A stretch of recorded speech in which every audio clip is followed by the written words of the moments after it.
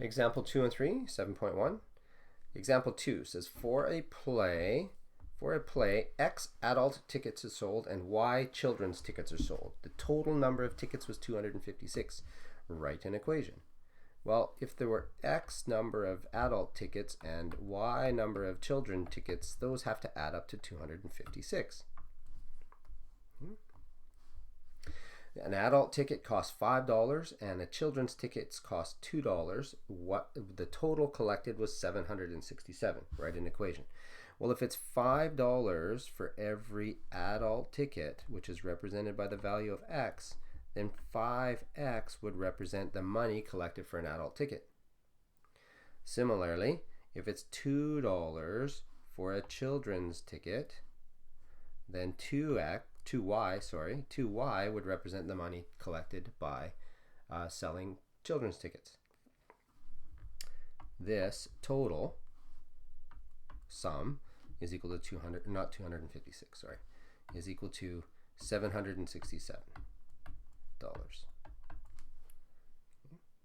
So there's our system of equations. And then again, of course, you could take those if you were given some information and verify by substituting in for X's and Y's. What we're going to look at eventually is graphing those equations. Come on, go bigger. Graphing those equations on the same grid. There's our grid. Here's our equations. And finding out where they crisscross. That crisscross point would tell us the number of adult tickets and the number of children's tickets. We could also solve this by what we call elimination or substitution, and those both involve algebra. We play around with those algebraically, but I don't think we do that. We're not going to look at that in section 7.1 at all. It's just a matter of developing equations and then testing some. So example 3, the perimeter of a flag is 16 feet. The length is 2 feet longer than its width. Write an equation. Well, perimeter of a flag, which is what shape? A rectangle. I should remember that the perimeter formula for a rectangle is 2w plus 2l. 2 length plus 2 width. Okay? And I know that my perimeter is 16, so I can even substitute this 16 for this p. So there's one equation.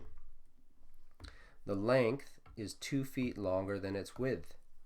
The length is 2 feet longer than its width. So I have to say the length, take away 2 feet, is equal to its width. Or I could say that the length is equal to its width plus 2 feet. Either or. Completely and totally up to you. And then there's my system of equations. One equation, two equations that we could use to solve this system. Can I get number 4 in here? I thought I did give you a whole bunch more space, and there was a reason, but I don't have the space to do it here, so maybe I'll talk about it in class. Example 4 says a concert has had 2 ticket prices, $50 and $35. The total number of tickets sold was 15,000. The amount of money taken was 570,000. Set up a system of equations that could be used to determine how many each of these tickets were sold. So $50 is going to represent my more expensive ticket. Let's call that X. $35 is going to represent my cheaper ticket. Let's call that Y.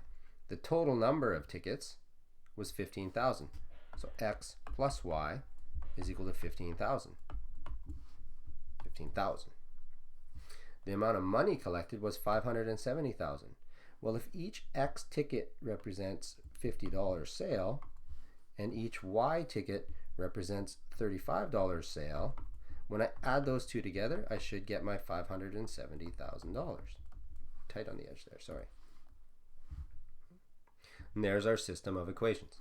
And again, we can take those and we can solve those graphically. We can solve those algebraically a couple of different ways. Questions for you for 7.1 at the bottom of the page here. These word problems are a little tricky to get the formulas or get the equations from, so make sure that you do lots of practice.